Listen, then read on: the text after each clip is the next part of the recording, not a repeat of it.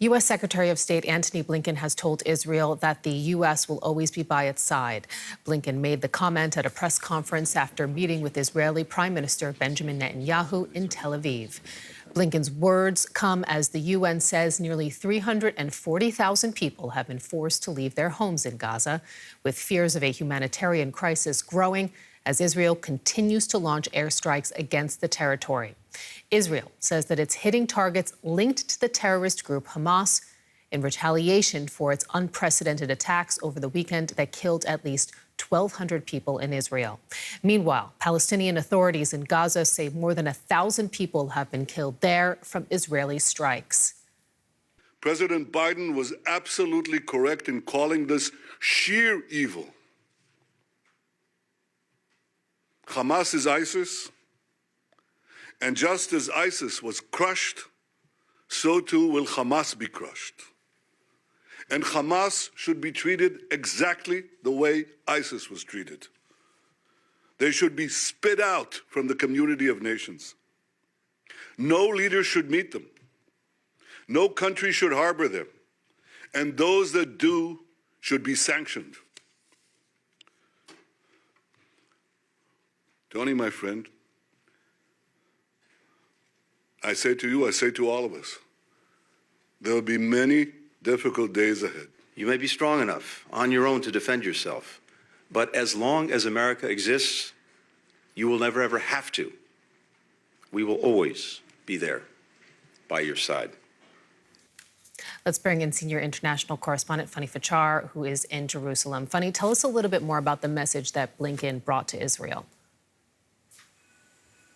What we have seen in the press conference play out is basically what we have heard before the arrival of U.S. Secretary of State Blinken already, which is a clear sign of support that the U.S. stands side by side with Israel. Now, Blinken basically saying that Israel is going to get whatever it needs to defend itself is, of course, a clear encouragement for Israel to do what it takes for them, from their perspective, to take out Hamas and make sure that that militant group, that terrorist organization that's being defined as a terrorist group by the US, by the European Union, by Germany, by so many other countries, that they really get that support. However, exactly this sentence by Secretary of State Blinken is also a question whether that support by the US is going to quell the violence, actually, or rather widen the violence here in the region. And just from a very Israeli perspective here, what people are really wondering about whether the rhetorics that were displayed there by Mr. Blinken, whether that's going to bring some pragmatic solution there when it comes, for example, number one,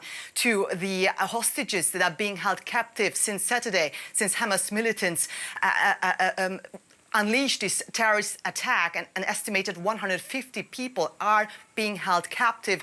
Among those, a lot of Americans as well. From a Palestinian perspective, of course, people ask themselves whether the U.S. is able to do something to increase the diplomacy with Egypt and Israel to make sure that before Israel is going on with the next step to start its ground offensive, which is really appears to be quite imminent, that Palestinians can leave Gaza, but through which channel, really, because the only border, and there's conflicting information whether the Rafah crossing between Egypt and Gaza is open or not. But the question really is whether people can get out, and if they cannot, whether at least humanitarian aid can get in. So, despite the fact that, as expected, of course, the U.S. being a very strong, very important ally for Israel, and beside the fact that Mr. Blinken has expressed his support, people from all different sides here wonder what his visit will actually going to have a fallout for Israel, for Gaza, and the wider region. Funny, Blinken also arriving with a message of deterrence, both for states and other actors in the region. He will head to Jordan, we understand. Tell us a little bit more about what he wants to convey in the region. So, as it is laid out as a Middle East tour, to say so, because it doesn't end here in Israel, as you just pointed out. In fact, Mr. Blinken wants to visit the leaders of Jordan, King Abdullah II, and also the leader of the Palestinian Authority, so Mr. Abbas, on Friday. Now, all these diplomatic undertakings, of course, are also a way for the United States to show that, first of all, they do not want to go back to square one. One may recall that before all of this started on Saturday, the U.S. was really pushing for Israel to normalize in some way or the other ties with Arabic countries, for example, Saudi Arabia. So the U.S. is trying to show with these diplomatic meetings that the United States is in Israel, but at the same time also signal towards Iran, for example, they should not get involved in this entire conflict. Fani Fachar in Jerusalem, thank you.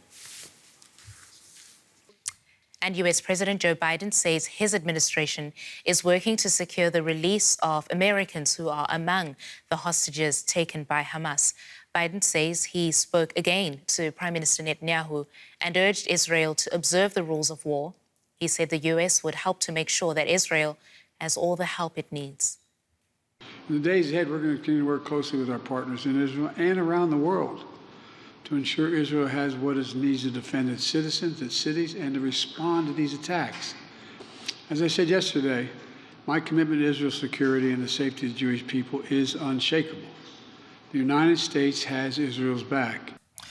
Well, DW Special Correspondent Aya Ibrahim joins us now live from Washington, D.C. Aya, hi there. President Biden is again throwing US support behind Israel, but also urging some restraint. What's being made of that in Washington?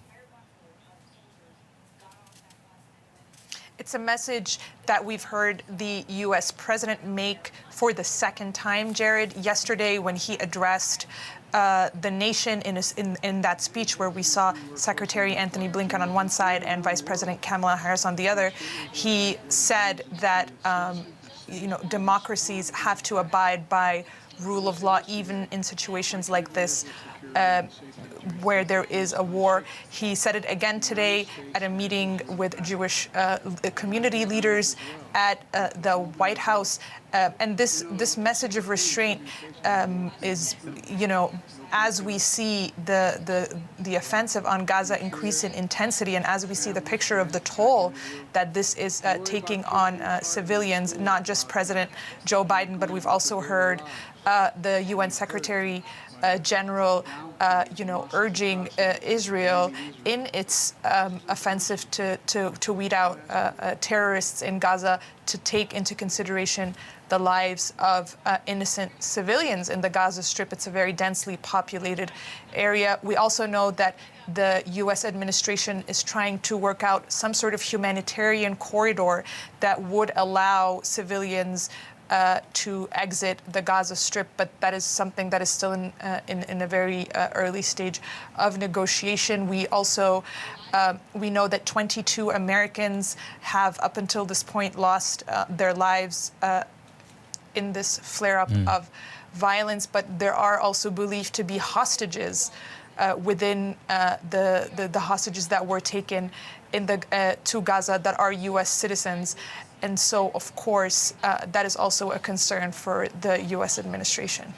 Moving on to another point, Aya, now, of course, one of the big fears since the attack on Saturday has been any involvement by Iran, which supports Hamas. So President Biden sent another warning to Tehran. Tell us a bit more about that.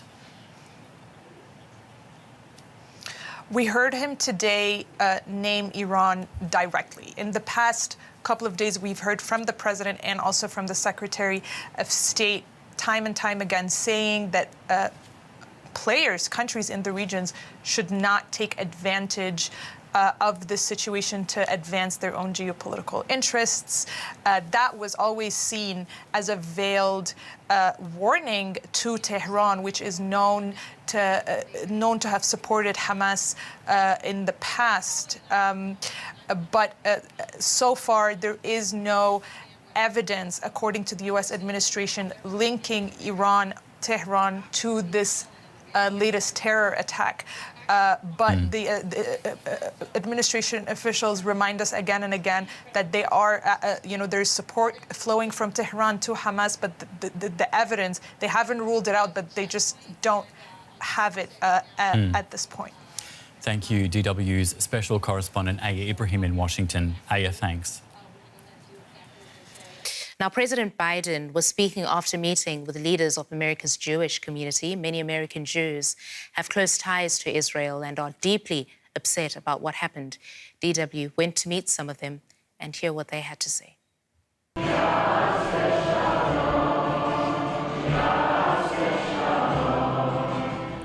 These are days of mourning for the American Jewish community.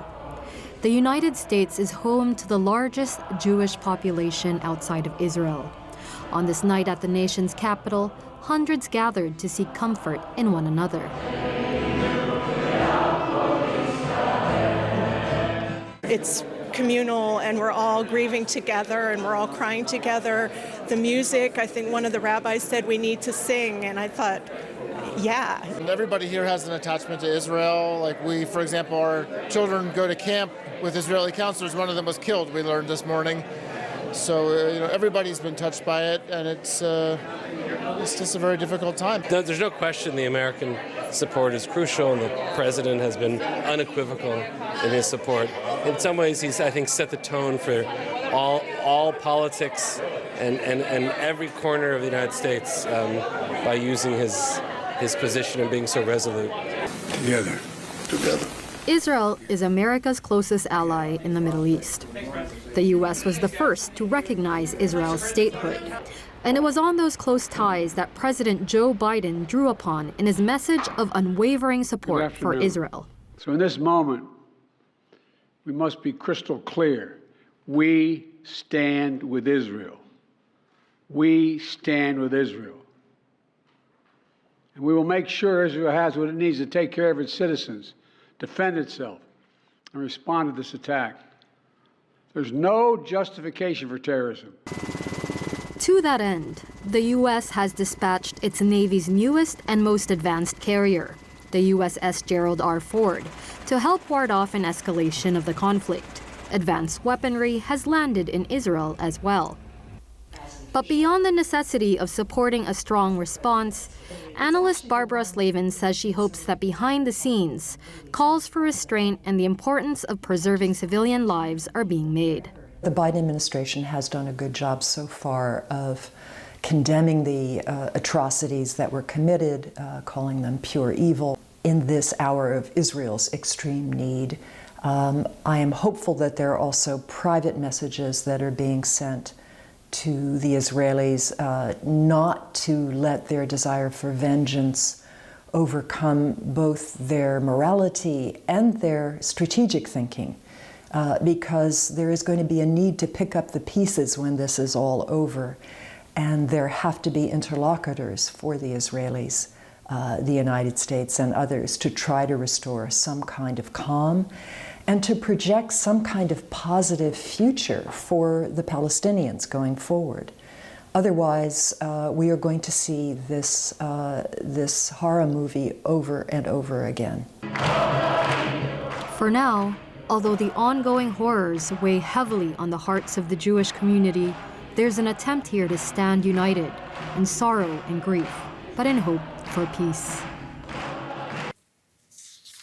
Well, international reactions to Hamas's attack in Israel and the Israeli aerial bombardment of the Gaza Strip have shown the widely differing views of the conflict around the world. Let's have a listen. Anger in Indonesia at the staunch support Israel is getting from the U.S. Hundreds of members of different Islamic groups gathered outside the U.S. Embassy in Jakarta to protest, demanding an end to the Israeli airstrikes on the Gaza Strip. As oppressed people, Palestinians must defend their country. Striving for their nation's independence is a duty. Therefore, the Palestinian people's resistance against Israel is justifiable. On the streets of Dhaka in Bangladesh, more protests. Around 1,000 members of an Islamist group chanted slogans for the Palestinians.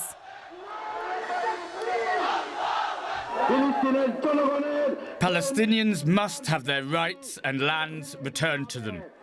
They must be compensated. All those who were killed in the past should be compensated according to Islamic Sharia law. We demand an end to the nighttime attacks on Palestine. There have also been pro-Palestinian demonstrations by religious groups in Pakistan, as well as Jordan. And thousands of miles away in South Africa. Support for Israel is strong too, showing the deep divisions being exposed by this conflict.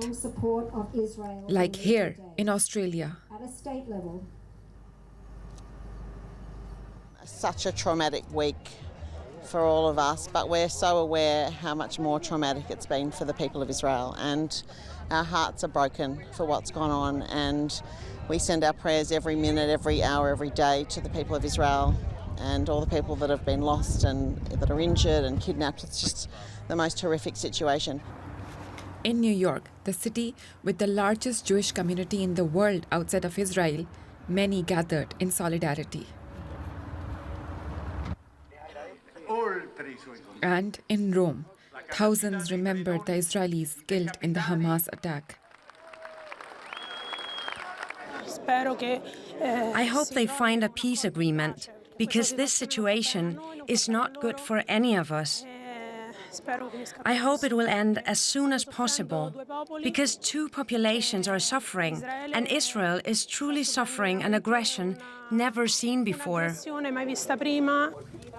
Here in Chile, people held a vigil for those Israelis who lost their lives, as the world grapples with a conflict that shows no sign of ending.